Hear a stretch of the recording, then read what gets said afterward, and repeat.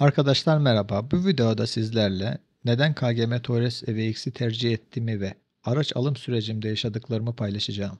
Biliyorsunuz aracı aldığımdan beri kullanıcı deneyimlerimi paylaşıyorum ve bazı izleyenler bu aracı almamla ilgili eleştirilerde bulunuyor. Malum ısı pompası olayları ve benzeri durumlar etkiliyor insanları. Ben de süreç ile ilgili paylaşım yapmayı uygun gördüm. Önceki aracım 2016 model Peugeot 3008 idi.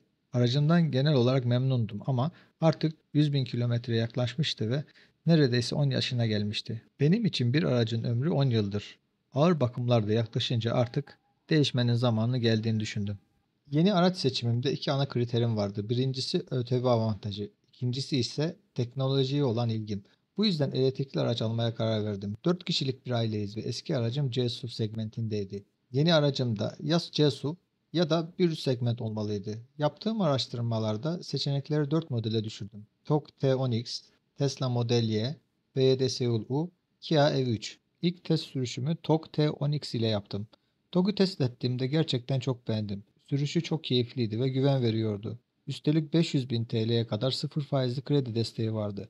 İçimden işte bu dedim. Sonra Tesla Model Y test etme imkanım oldu. Teknolojik olarak mükemmel bir araç ama tasarımı bana hiç hitap etmedi. Ne kadar iyi olursa olsun dış görünüşü yüzünden hemen eledim.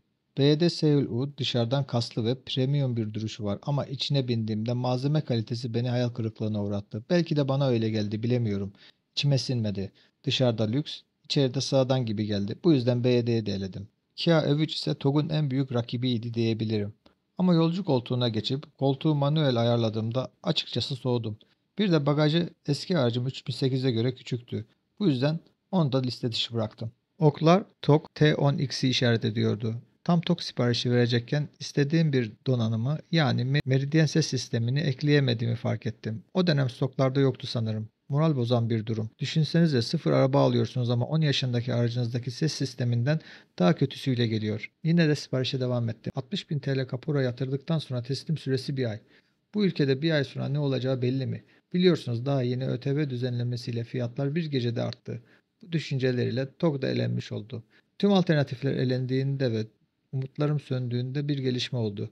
Hiç aklımda olmayan bir araç gündeme geldi. Torres EVX. Evet, o meşhur ısı pompası tartışmalarının kahramanı. Reklaman iyisi kötüsü olmaz derler ya, tam da öyle oldu. Merak edip test sürüşüne gittim ve açıkçası TOG'da yaşadığım heyecanı tekrar yaşadım. Aracın içi de dışı da gerçekten premium hissi veriyordu. Özellik ve donanım açısından da en dolu araç Torres EVX'ti. Üstelik ben alırken 375 bin TL sıfır faizli kredi desteği vardı. İyice araştırdım. Bu araçta bataryayı koruyan gelişmiş bir termal yönetim sistemi olduğunu ve bu sistem sayesinde firmanın 10 yıl ya da 1 milyon kilometre batarya garantisi verdiğini öğrendim. İşte en kritik soru. Peki ısı pompası var mı? Teknik olarak ısı pompası değil belki ama ülkemizde ısı pompasının teknik bir tanımı olmadığı için firma bu sistemi o şekilde tanıtıyor. Örneğin Tesla'daki ısı pompası batarya enerjisi artı atık ısıyı kullanırken Torres EVX bu işi sadece bataryadaki enerjiyi çekerek sağlıyor. Bunu dengelemek için de zaten 73 kW gibi daha büyük bir bataryaya sahip. Dedim ki bu sistem resmi kamuoyuna açık. Bir sıkıntı olursa zaten tüketici olarak hakkımızı ararız diye düşündüm. Bu konu benim için yeterince netti. Ve son kararım KGM Torres EVX oldu. Hemen KGM'ye gittim. 24 saat içinde kredi çıktı. Plakam hazırlandı. Hatta kalan tutarı kredi kartına tek çekimde ödedim. Ertesi gün arabam elimdeydi. Resmen arabayı kucağıma attılar. Keyifli, sorunsuz, sıra beklemeden, tereyağından kıl çeker gibi bir günde araç sahibi oldum.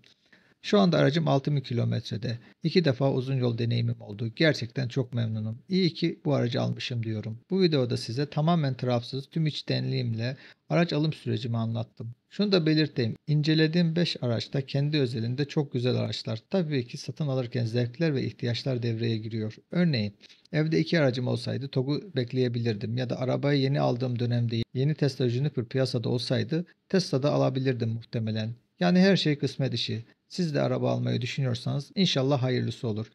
Peki siz ne düşünüyorsunuz? Yorumlarda mutlaka belirtin. Fikirlerinizi önemsiyorum. Uzun yol videolarımı video sonunda önerilerden izleyebilirsiniz. Gelecek deneyimler için kanalıma abone olmayı unutmayın arkadaşlar. Esen kalın. Görüşmek üzere.